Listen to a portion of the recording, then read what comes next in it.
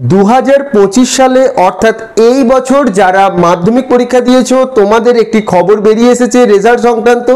সূত্র মারফত জানা গেছে যে তোমাদের রেজাল্ট অর্থাৎ তোমাদের এই বছর মাধ্যমিকের রেজাল্ট 2রা মে পাবলিশ হবে।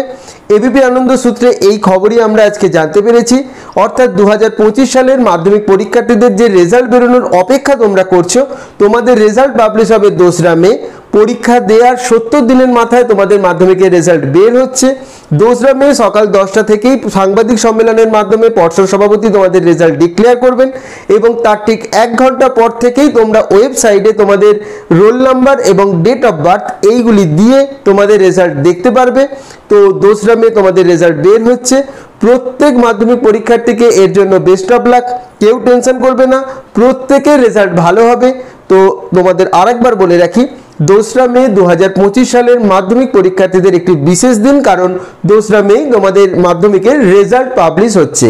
তো এই খবরটি তোমরা বন্ধুদের সাথে শেয়ার করে দাও, ভিডিওটি তোমরা বন্ধুদের সাথে শেয়ার করো যাতে প্রত্যেকেই জানতে পারে 2রা মে 2025 মাধ্যমিকের রেজাল্ট।